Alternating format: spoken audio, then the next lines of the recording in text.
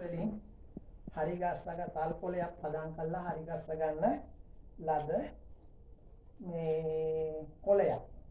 එතකොට තල් කොලේ තමයි මේ විදිහට පදම් කරලා හරි ගස්සලා ලියන්න පුළුවන් විදිහට සකස් කරලා තියෙන්නේ.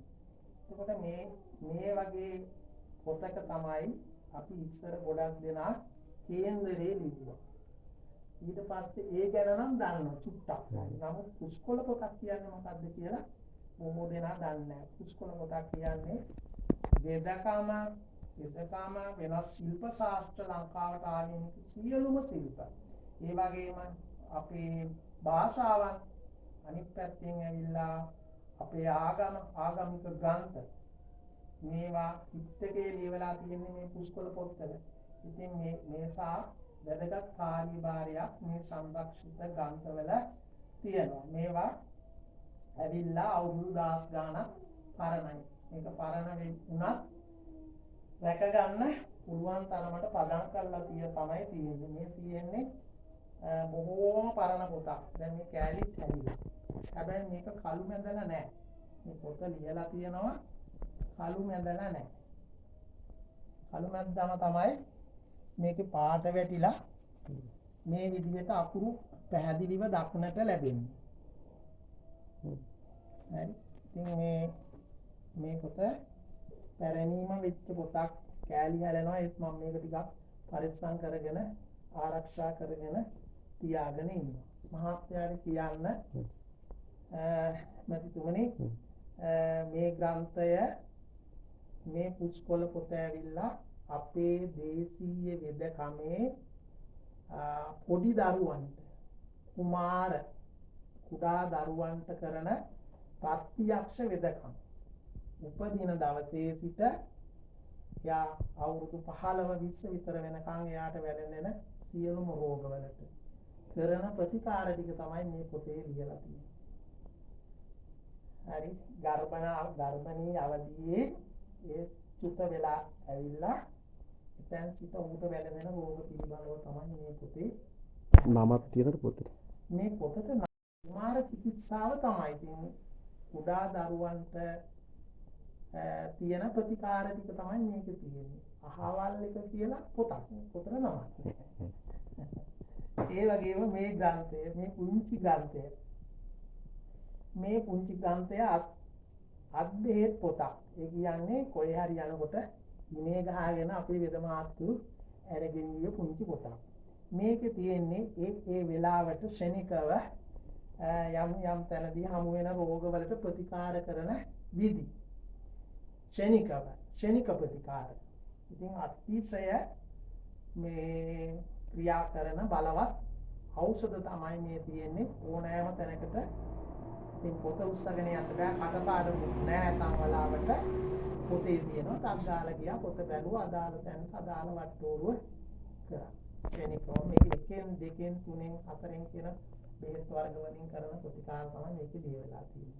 මම පස්සේ කියන්නම් මේ පොතට නවීනයට අපිට වර්තමානයට ඇවිල්ලා තියෙන පොත් පිළිබඳව. ඒ වගේම මේ පොත් වලින් මෙන්න මේ පොත මේකේ තියෙන තනිකරම තෙල් වට්ටෝරු ටික.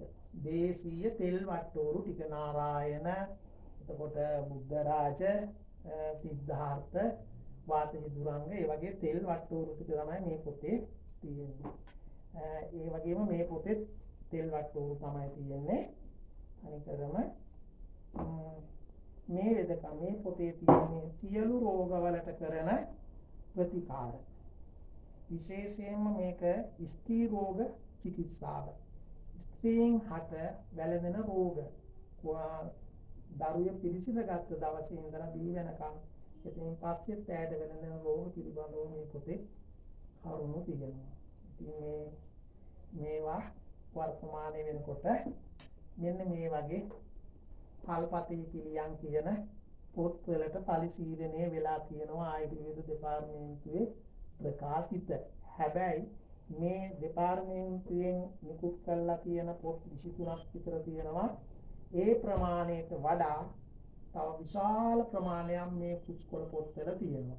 දැන් මේ සංරක්ෂිතව නිර්මාණය කරන ලද මේ තල්පතේ පිළියම් පොත්වල මේ ටික අඩංගු නැහැ. මේ මගේ ගාව පුස්කොළ පොතේ පොත් ටිකේ තියෙන වෙදකම් ටික මේ තල්පතේ පිළියම් ටිකේ නැහැ. ඒ කියන්නේ මීට වඩා මේ රටේ පුස්කොළ පොත් තියෙනවා. ඒ වගේම සොයා ගන්නාලද කොටසකින් තමයි මේ ටික ලියවිලා තියෙන්නේ. එතකොට එක එක පරපුරු වලට ආවේනික පොත්පත් පිළිබඳව තව මහා සාගරයක් වගේ මේ වෙදකම තියෙනවා. ඊළඟට මේ වෙද පොත මේ තියෙන්නේ කවියෙන්. මේකේ තියෙන්නේ මුත්‍ර රෝග පිළිබඳව විශේෂ ප්‍රතිකාර. ඒ ප්‍රමේහ රෝග 20. මේ පොතේ තියෙන්නේ සර්වාංග වෙදකම. එතකොට මේ පොතේ තියෙන්නේ සර්වාංග වෙදකම. දැන් සර්වාංග වෙදකම කියපුවාම පිළිකා, ගඩු, ගෙඩි, කුෂ්ඨ රෝග, ඊළඟට උණ රෝගයේ ඉඳලා හැදෙන සියලුම ආකාර රෝග පිළිබඳව විස්තර මේ පොත්පත්වල තියෙනවා. මේ වගේ තියෙන සියල්ලම බෙහෙත් වට්ටු. එතකොට රෝගය හඳුනා ගැනීම පිළිබඳව වෙනම පොත් ලියවලා තියෙනවා. එතකොට ඒවා දැන් මාධවක් ශ්‍රේෂ්ඨක් කියලා අතිශ්‍රේෂ්ඨ මේ ග්‍රන්ථයක් තියෙනවා. මාධවාචාර්ය ඉන්දියානු ලියපු. ඉතින් ඒ පොත තමයි මම හිතන්නේ ලංකාවේ අපේ විශ්වවිද්‍යාලවල පරම්පරාගත වෙද මහත්තුරු මේ පොත්පත් අතිශයින් කියවලා රෝග විඥානය පිළිබඳව දැනුම ලබා ගන්නවා. මේ අතරින් තව තියෙනවා අපිට නක්ෂත්‍ර විද්‍යාව පිළිබඳව ලියවෙච්ච පොත්.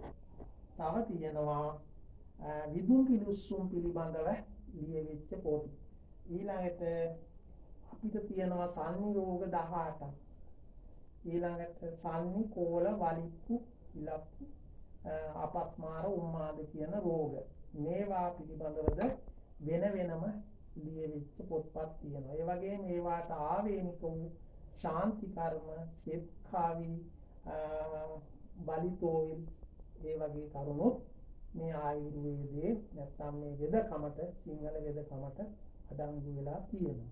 වර්තමානයේ අපි පිරිත් වලින්ද ශාන්ති කරලා ඒ රෝගීන් සුවපත් කරන්න මේ වාගේ මේ උපක්‍රම යොදා ගැනීම රෝගීන් සුවපත් කරන හිත හදා ගන්න මනෝ ශාන්ති ප්‍රතිකාරණ ක්‍රමයට පිරිතද අපි උපයෝගී කරගන්නවා. ඒකෙම තින් බොජ්ජංග පිරිතේම බොහොම ජයට භාවිතා කරනවා.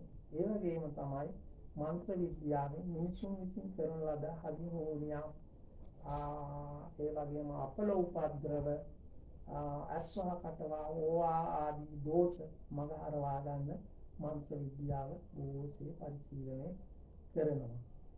මේ ග්‍රන්ථ අතර මෙන්න මේ ටික තියෙන්නේ මන්ත්‍ර විද්‍යාවේ කොටසක් මේ තියෙන්නේ. ඉතින් මේ වාගේදී මම පරිශීලනය කරනකොට දැක්ක දෙයක් තමයි මේ මනෝ ශාන්තිය ඇති කරන්න කරන ලද ප්‍රතිකර්ම විද්‍යා විෂයන් මේ පොත්වල අඩංගු වෙලා තියෙනවා මේ පුස්කොළ පොතේ. වෙනත් තින්නේ. මේ වගේ පොත් ටිකයිනේ සංරක්ෂණය වෙලා තියෙන්නේ. එතකොට මේ තල්පතේ පිළියම් කියන පොත් ටික තවත් ඒ වගේ යෝග රත්නාකරය, සාරාර්ථ සංග්‍රහය, යෝගාර්ණවය, සාර සංක්ෂේපය කියන පොත් සංරක්ෂණය වෙලා තියෙනවා. ඒවත් මේ පුස්කොළ පොත් වලින් ගත්ත ඒවා තමයි. ඒත් මීට අමතරව තව විශාල පොත් ප්‍රමාණයක් මේ පුස්කොළ පොත් වෙනම අතුරුගාව පවතිනවා. ඔහුගේ පරම්පරාවෙන් පරම්පරාවට ආරක්ෂා කරගෙන එනවා. ඉතින් මේ වර්තමාන සමාජයේ දැනගත යුතුයි මේ පුස්කොළ පොත කියන්නේ මම හිතන්නේ වෙද මහත්යෙකුගේ ජීවිතයක්. ඒ හා සමානයි. මොකද මේක සංරක්ෂණය කර ගැනීම, මේක ආරක්ෂා කර ගැනීම වෙදකමේ වට්ටෝරු ටික ආරක්ෂා වෙනවා. හැබැයි වෙදකම කරන්න සාර ධර්ම, ගුණ ධර්ම වගේම වෙදකම පිළිබඳව මන අවබෝධයක් තියෙන්න ඕනේ. රෝග විනිශ්චය කර පොත තිබුණු පමණින් මේ පුස්කොළ පොතේ වට්ටෝරු තියෙනවා. බඩේ අමාරුවට දිය හැකි කියලා. හැබැයි බඩේ අමාරු කීයක් තියෙනවද? නේද? උණ රෝග 25ක් තියෙනවා. උදරාබාධ ඒ වගේ තියෙනවා. දැන් අපි සාමාන්‍ය රෝග 4448ක් තියෙනවා පිළිකා.